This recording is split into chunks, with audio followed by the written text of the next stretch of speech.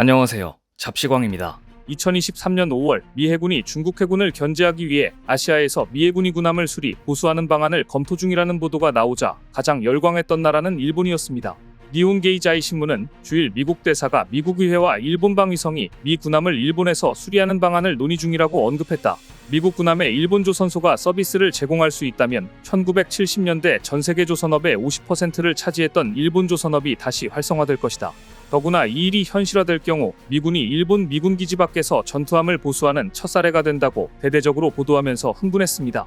당시 미국은 미국 내의 방위산업 분야의 노동력 부족으로 군함을 수리하고 보수하는 대기 시간이 길어지자 아시아 지역을 통과하는 군함을 일본 조선소에서 보수하는 방안을 고려 중인 것으로 알려졌습니다. 실제로 지금 미국은 방위산업 분야의 노동력 부족은 생각보다 심각한 상황입니다. 미 해군의 주요 함정인 알레이버급급 미사일 구축함조차 보수하는 데 평균 26일이나 기다려야 할 정도입니다.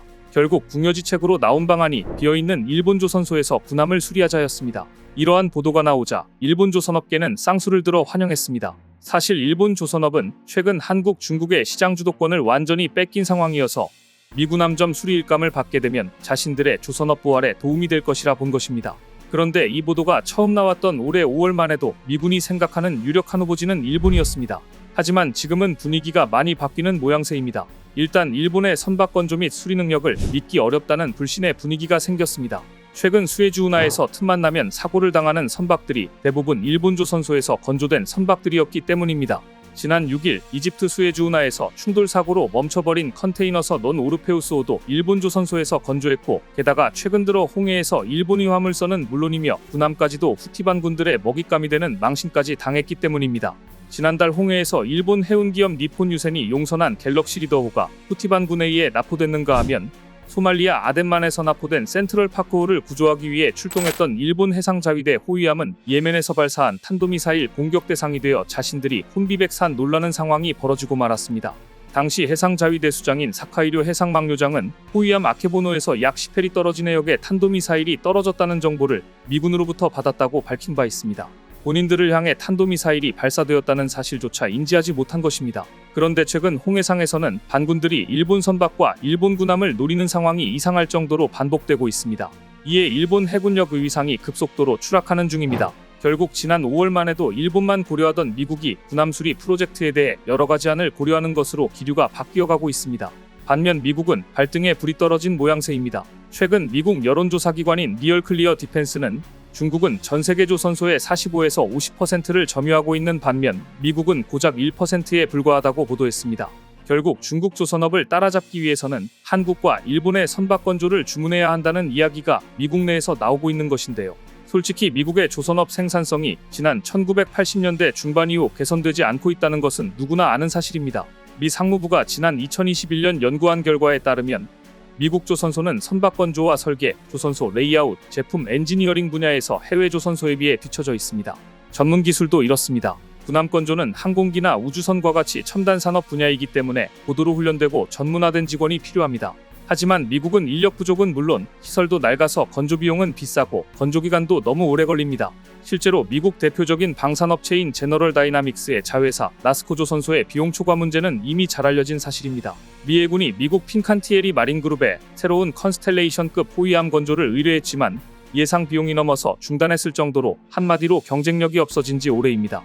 2020년 말 당시 미국 의회 예산국이 내린 호위함 10척의 건조 비용은 최소 123억 달러, 약 15조 5,500억 원에 달했습니다.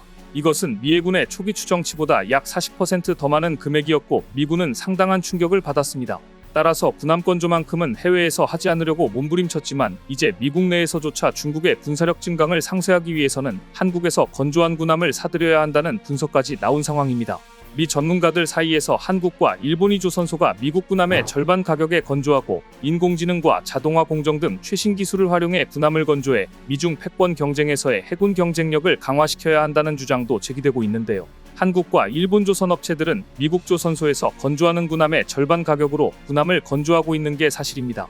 가격만 저렴한 게 아니라 한국의 HD현대중공업과 하나오션 등은 군함 건조 시 모듈식 구조, 로봇공학, AI, 자동화 공정 등을 광범위하게 활용하고 있는 것으로 유명합니다.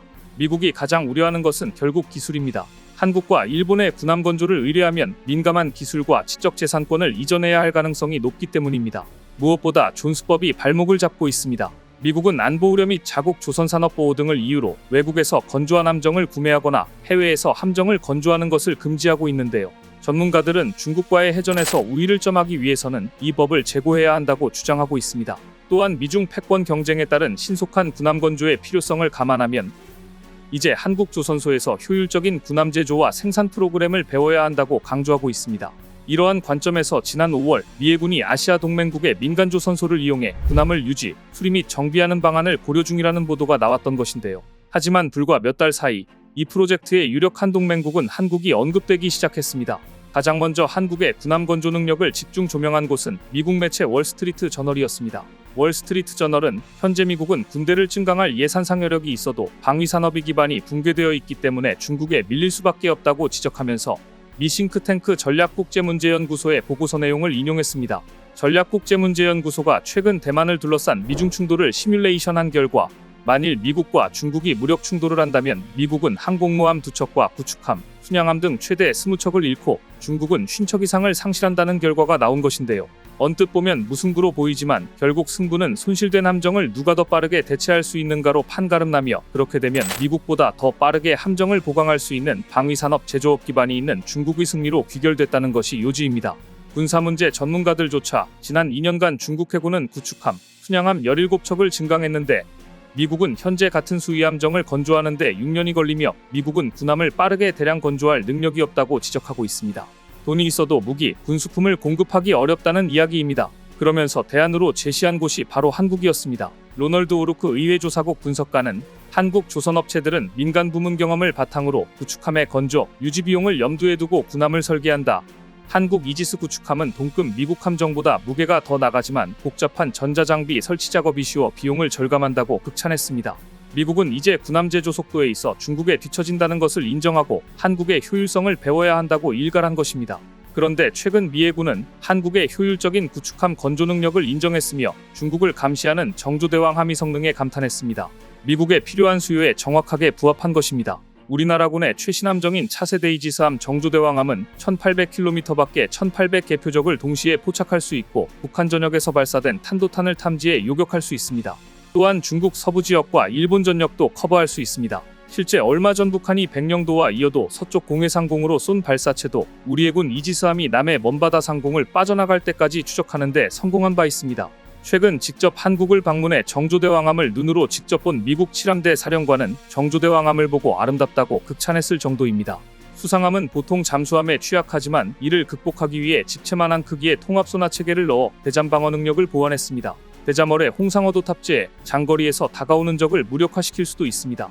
이 밖에 지상으로부터 12km 높이에 있는 고고도 탄도미사일을 식별하는 최신형 이지스 전투체계와 다기능 복합전투체계를 보유하고 있는 정조대왕함을 보면서 한국이 이제 단순한 함정을 건조하는 국가가 아니라 최신 기술이 집약된 최신의 이지스함을 건조할 수 있는 나라가 되었다는 것을 인정한 것입니다.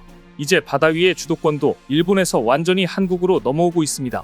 오늘 준비한 소식은 여기까지입니다. 댓글을 통한 여러분들의 많은 의견 기다리겠습니다. 시청해주셔서 감사합니다.